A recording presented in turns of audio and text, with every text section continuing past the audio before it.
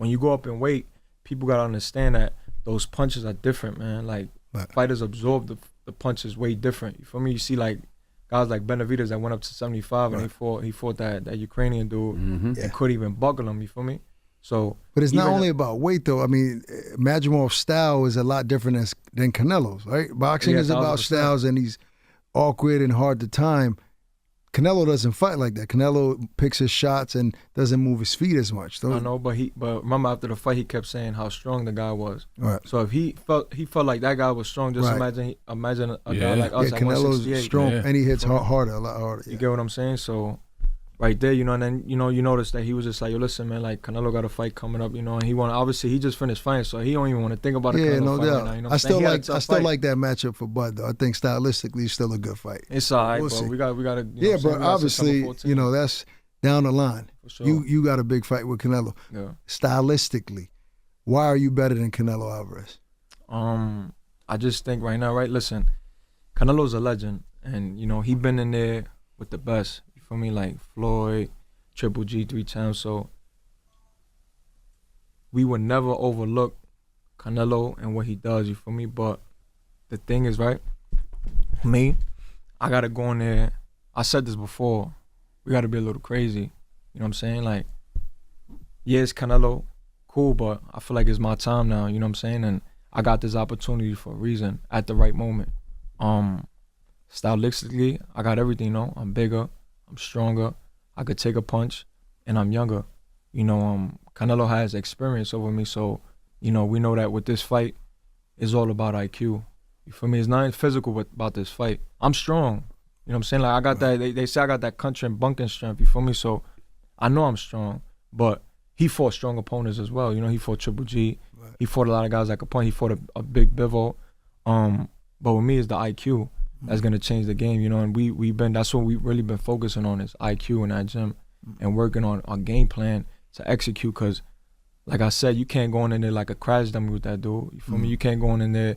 You know, I think that's what Munguia did. You know, he went in there just throwing punches. You feel me? Right. They take a punch, but there was no IQ behind it. And a fighter like Canelo, you gotta make him think.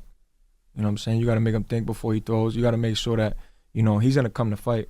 So, a guy like him, you gotta make him think 100%. You feel me? You can't just go in there and just try to think. I can't go in there and just, I got bricks in these hands, man. Right. If I land, cause he got hit by Triple G. He got hit by guys that hit hard too. Punch, yeah. You feel me? And he got crazy head movement. So, you know, like I said, it's his IQ, his intelligence. You know, it's gonna be an intelligent fight. Crazy thing is if you lose, quote unquote, you were supposed to, but if you win, they'll be like, oh, he was on his way out.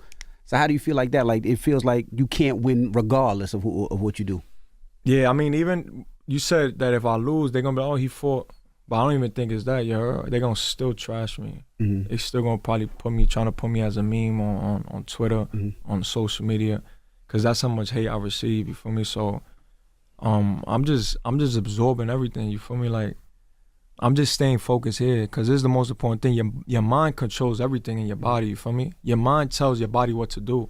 So if I could keep this intact, and I'm keeping my mental sharp and strong, you know, and getting ready for the fight 5, 6 weeks, 7 weeks before the fight here, I'm good to go, man. Like, I'm 100% anger mentally is dangerous. Now, Bud had a hit list, right? A list of everybody that talked negative about him. So when he won, he was able to check off the list. Charlamagne was one of them. Do you have that same type of list of everybody that talks smack and be like, when I win, I'm going back to check every last person? Yeah, for sure, man. I got a whole list, bro. I probably got like 1,000 people. Name a couple. Name a couple that we would know that's on that list. That's on that list, yeah. It's more like bloggers and shit, you know what I'm saying? Like, people I see on Twitter. Right. What about fighters? Fighters, yeah. Obviously, Caleb Plant. Yeah, Caleb Plant, bitch ass. Benavidez, bitch ass. His father, Morrell. That's about it. That's David Morrell? Huh?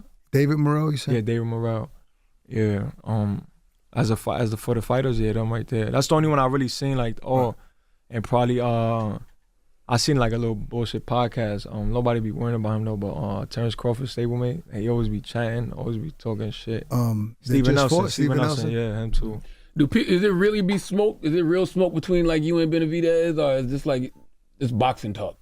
It's boxing talk, but like don't respect. You know, I don't respect them because they not good people, bro. They you know what type of people they are. Like, I go to you, right, and I be on your shit. Yo, my God, Charlamagne, the best podcast. Oh my God, in the world. You feel me? And then they go behind your back. They'll leave the room. And I'm like, yo, fuck this guy. This guy's a piece of shit, bro. This guy's no good. This podcast is shit. That's the type of guy he is. And that happened to me with Davis Pops. After the fight, Canelo fight, I'm walking into the MGM.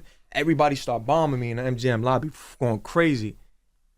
So I look and I see him. I'm like, oh, look at his Pops right there. So I went to go run down on him, you heard? Because I already heard him. He was talking shit like a couple months back. So I went to go run down on him. He's like, hey, the best guy right here. This is a good fighter right here, man. You know, showing love. He started, and one of the brothers that was out there, you know, that was recording, was like, yo, you was just talking mad shit about this dude, man. Fuck out of here. And I look and I was like, it's all right, man. Like, I know he's the type of people he is. You know what I'm saying? He's a fucking crab, bro. Like, you know what I'm saying? I'm just holding him like, this dude's funny, man. But that's the type of people they are too. And I heard him say something like, about the fight. He was like, it's trash. Or something, was a trash ass fight. I'm like, it's a trash ass fight. But if me and you was fighting, it wouldn't be trash, right? You talking about your last fight? No. Me getting a Canelo fight. Oh, he was like, oh, it's a trash ass fight. So I saw you know, before your last fight. The last fight was a knockout, but before that, you had some fights that went to distance. We won by decision, and they were against people who weren't considered elite level fighters. So would you say the competition got tougher, or you just weren't on your A game during those fights? Yeah, you know what happened was, right, I got my coach here with me that started me in the gym, right? That started me in the pros, right? So I'm gonna break it down short. When I got to the gym, right, when I first turned pro, I told my coach I want to knock people out, right? He showed me how to knock people out. I started knocking people out. Now, me and him split for manager, you know what I'm saying, for management issues and stuff. So me and him had a split after like my 10th fight. He wasn't done with me building me, you feel me? Like, my coach he's not a coach, he's a teacher. And, you know, he was taught very well from his father. You know, they're from the Bronx. And I was just getting so much seasoned with him, you know what I'm saying, with Mark Ferrer. He was just teaching me, and it's just repetition over repetition. So when we separated, right, you know, I never, as the competition kept, you know, escalating, with the coaches that I had, we never really, like, broke down everything, you feel me, and be in that gym and work on the IQ, you know what I'm saying? And he wasn't a fan of the first round knockouts. Like, he hated that shit. Like, he never told me, yo, Edgar, you got to knock this guy out in the first round. It was like, yo, we're going to do this, we're going to follow this, we're going to set this guy up, boom, this, and the knockout come. If not, you already know what time it is. You know what I'm saying? So he was never a big fan of going into the second round. We always broke these guys down the first round, because if you look at all my fights, it was slip, boom, dropping them. You know what I'm saying? Or it was a setup punch. So now, when we started, the competition started getting more stiffer, more, you know, started increasing, I noticed, like, we was never going back into the drawing boards. Like, after the first, when I fought Damon, it was like, we never went back and studied the fight and, you know, and just build off IQ, you know what I'm saying? And just getting in the gym and work and repetition. I feel like it was just always like getting in the gym and just train. Get in the gym, train for a fight. You know what I'm saying? It wasn't never like really breaking it down, or really watching opponents and watching what they do, how they fight, how they move and everything. So, So when you fought in Vegas, though, when you faced adversity for the first time, when you got dropped, right? That's when the negativity came. That's when the hate started to come. What did you learn from that fight outside of what you're saying right now? Like, you felt like training, you weren't doing what you had to do, but in the fight, facing that adversity for the first time, what were you going through at that moment? I was fighting. I tore my bicep in the third round. Right. Throwing the hook to the body. Right. And like I felt the. Yeah. Guarantee I would have taken him. I didn't say nothing in the corner. Okay. But you know what? I'll tell you this though. Right? So Pops is in the back saying that you broke your arm, and he said he would have pulled you if he knew your arm was messed up. But you didn't say nothing through that whole fight. You wanted to finish it out. I felt like, I'm not gonna lie, I feel like it was a big. I feel like I got hit hit with a bullet, bro. Like, I felt like it was like a bullet went boom. Like when it came out, I felt, I wouldn't say a bullet. Bullet's crazy. Probably like a stab, like somebody stabbed me in my bicep. You know what I'm saying? When my muscle ripped, and I I feel like that changed a lot too, cause I broke his orbital bone in 3 places. Like after this fight, you seen him. You know what's crazy? They was gonna stop the fight. I think it was in the 9th it was in the 9th. They was gonna stop it because you know how it is in boxing. When you break somebody's orbital bone, they stop the fight quick. They don't stop it. You see when Canelo fought Billy Joe Saunders and he broke his shit, they stopped it. They stopped it fast. So I was like, damn. And I've been broke his orbital bone in like the 6th round or something. You know, so they were supposed to stop that fight because the corner went to Pops and was like, yo, it's crazy because, you know, I faced adversity. I got dropped. It was more like an off-balance shot. I wasn't hurt because when I fell to the floor, I was tight. I looked up and I seen the fucking lights. I'm like, what I'm doing here? And I got tight and I started banging my gloves. But the cut man was like, we was going to stop the fight. But since he caught the drop, they was like, whatever, like, let's go into the 10th round. But one thing I'll tell you, if Mark was with me, if I was with Mark, I would have been 22-0 with 22 knockouts, 100% guarantee. Wow. 100%. 100%. Did you grow up watching like Felix Trinidad and Miguel Cotto? Trinidad. Okay. Yeah. Cotto, yeah, because, you know, Cotto was, he was coming up. He became a, you know, Puerto Rican star and stuff. So, yeah, I was watching him. But my main guy was, you know, Trinidad and Floyd. What inspiration did they provide for you? Just how, I loved how, you know, with Trinidad fought, it was like a gathering in my crib, you know, like with my grandparents, my mom, my uncles and stuff. We get together. You know, they be having the beers out with the flag, going crazy, you know what I'm saying? So, me seeing that right there, and obviously I was like 3 years old, 4 years old, so I didn't know I was gonna be a boxer, you feel me? But that's what made me fall in love with boxing was because of him. Speaking of the flag in Puerto Rico, obviously Puerto Rico, you know, has a big community that are boxing fans, right? They love boxing. Yeah. Do you take on that pressure, like, to be the next star? Because for a moment, you were that guy, like you were gonna carry that torch, right? And then you started to get that hate. And then they started saying Xander Zayas is going to be the next Puerto Rican star. Yeah. Then we found out Shakur Stevenson is half Puerto Rican. So then he started waving that flag. Like, who is the next Puerto Rican star? Yeah, wow. His father's Puerto Rican. Okay. Yeah. So he started wearing the Puerto Rican flag on his trunks and all of that. Yeah. You knew that, right? Yeah. So, but are you still at the Puerto Rican top dog?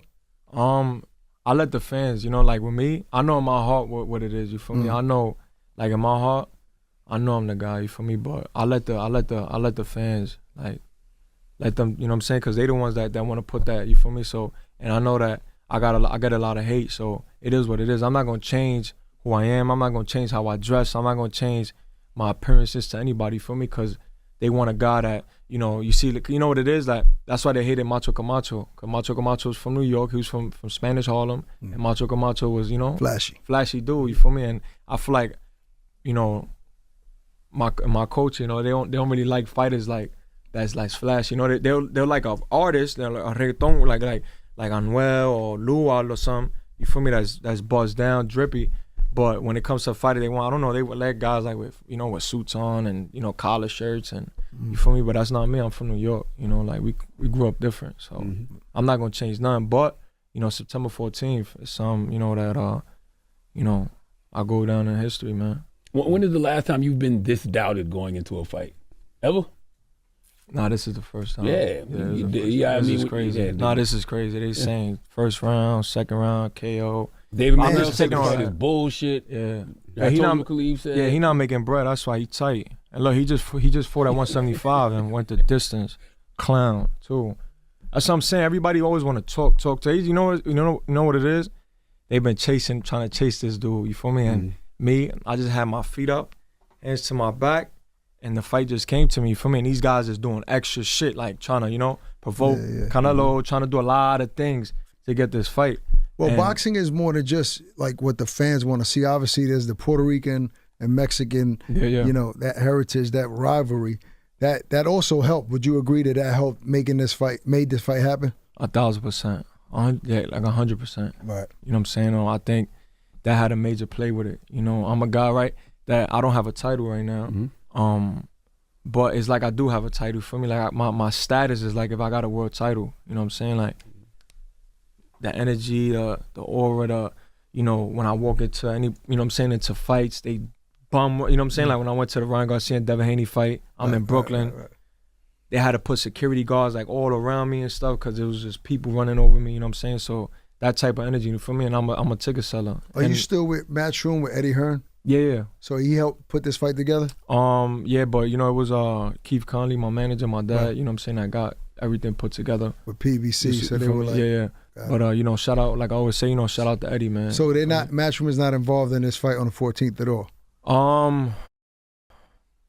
Yeah, it's all PBC. Okay. Basically, you know what I'm saying? But, you know, shout out to Eddie, shout out to Matchroom, you know what I'm saying? Like, we definitely, you know, if it wasn't, you know, obviously signing with them, we probably would have never got this fight. Got it. How much has your son impacted your life since he was born? A lot, man. Like, that's my little twin right there, you know what I'm saying? It happened so quick with my girl. How, you know, she got pregnant quick, you know what I'm saying? Like, I seen her and we started vibing out, and in 3 months, you know, she came out pregnant, and I was cool with it. Like, and I was a guy that I wasn't really into 3 relationships. months after into the relationship. Yeah, but it felt like those 3-4 months Protect felt like yourself at all times. no, what but they listen, say. no.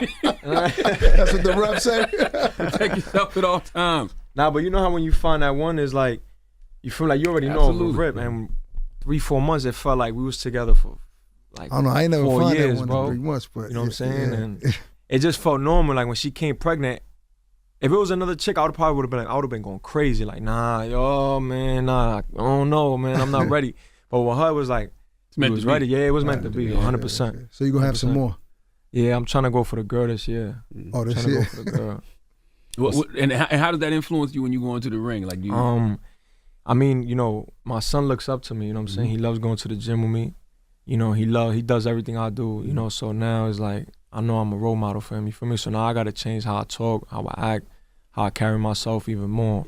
In the ring, you know, I just look at him, man, and I know that, you know, this is the way I feed him, you know what I'm saying? This is the way I could provide a certain lifestyle for him and put him in the best schools and be able to afford it.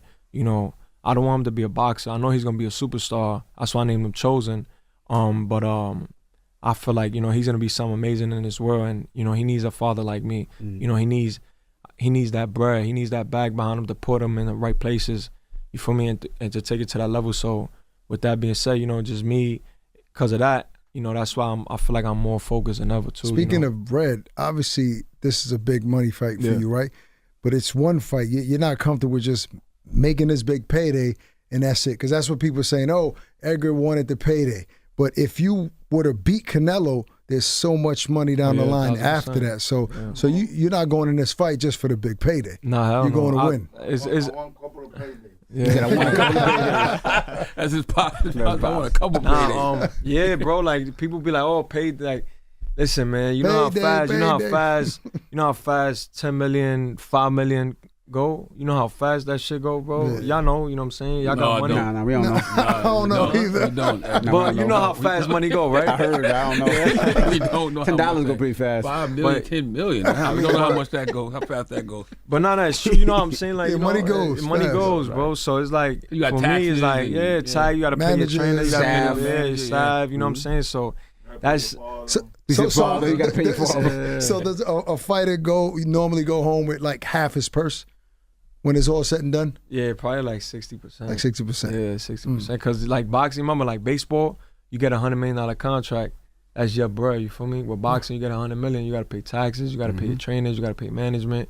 You got to pay your staff. Promoters get a cut. Yeah, promoters get a cut. You got to pay your assistant. If you have an assistant, you got to pay your strength and conditioning coach. You got to pay your nutritionist. And all your family members asking for money. You yeah, gotta all hit your them family, you off. know. But you know, I take care of my mom and stuff. So you know, that's another sop. You know what I'm saying, right there. Plus, you know, I got to take care of wifey too. You know, Yeah, right. she got to get. She got to get taken the care of. bags, the You feel jewels. me? Yeah, so And pops. and pops. You know, I don't even mention pops because like pops is like my. You know what I'm saying? It's like my Yeah, shadow. always So with you. know, as long as I'm good, he gonna be good. That's right. What have you worked on? What have you worked on to improve your fighting since the last few fights? Because it's Canelo. It's a different beast. Yeah, it's different. I don't really want to talk about it. You know what I'm saying? Yeah, you That's don't why I give away haven't your really. game Yeah, plan. that's why Yeah, I haven't really been posting nothing up like on Instagram training and stuff. You know, because we want to shock the world on the 14th. You know, I got so much hate. I got so much haters. I got so much people to prove wrong, and this is my opportunity. You know, God presented the opportunity for us, bro. Like I said before, I'm not supposed to be here. You know, so I gotta take this opportunity and just fly with it, man, and really stamp my name in this sport and make history. So shock the world would be in your eyes, ideally knocking Canelo out. Whatever comes. You know, I don't really like, and I never did that, you know what I'm saying? Like coming and, you know, I probably said it, you know, to people like, I'm gonna knock this nigga the fuck out, but, you know, it's different. You know what I'm saying? And it's always been different. I never going in there predicting a knockout. You feel me? I like it to come, you know. And if it does come, it come. If not, then you know we ready to box 12 rounds. I heard you earlier when you was talking about when you and Plant was having a conversation, and he kept asking you to fight, and you was like, "Nah, I got a plan A. I'm not thinking about plan B." So even with this fight going against Canelo, do you even write down or even consider what happens if I do lose? Nah, that's not on my mind. Like at all. I know, yo, bro. After this fight, listen, September 14th, right? I fight, and my coach told me, who do you want to be September 15th when you wake up in that morning? After that fight, September 15th, when you're in your hotel room and you wake up in the morning, 10 in the morning after your fight, who you going to be? Who you want to be? You want to be a superstar? A mega star in the sport? Because you beat this guy, it's over. Like, that bag is 40 M's, you know what I'm saying? Sponsorships, that's it. Private jet, everything. Like, your lifestyle, your family's going to be set up for the rest of your life. Or you want to be a guy that, I just went in there, I fought Canelo, you know, I got paid, I got paid a couple M's, and, you know, so we took a L, you feel me? And with that shit just scares me thinking about that, you know what I'm saying? Like, that's what keeps me going, you feel me? Like, what about legacy? Like, Canelo, legacy, outside of the money, Canelo, does he still, I heard he was getting stripped of one of the belts, or is he still undisputed at 168? Does he still hold all the belts? He got stripped, right? Yeah, IBF. So, if you were to beat Canelo, I mean, you'll be fighting for 3 straps that he has. Yeah. Do you want to be undisputed? Like, is legacy important to you, like winning titles in different divisions? Oh, of course. You know, that's, at the end of the day, that's why I've been boxing for 20 years, right? Like, the money's gonna come, you know, as long as, you know, I'm doing the right thing and I'm disciplined in the sport and I'm doing what I have to do in the sport, the money gonna come. Right. Like, sponsorships gonna come, endorsement, all that's gonna come. We just gotta focus on the main prize, and that's boxing, you know what I'm saying, and winning. As long as we doing that, everything gonna come, you know what I'm saying, and the legacy, you know what I'm saying. You focus on legacy. When you focus on legacy, you stamping your last name into that history books of boxing. And, you know, with me, I got a big island, you know, it's small but it's big. Right. And there's a lot of boxing fans out there, probably 3 million people on the island, and out of 3 million, it's probably like 900,000 boxing fans. Right. You know, so, you know, I got to go out there and I got to put my name. I've been in the sport for 20 years, so I want to go out there and put my name with the greats. You know, when they mention Trinidad, when they mention Macho Camacho, Alfredo Benitez, Miguel Cotto, they're going to mention my last name. They're going to mention me.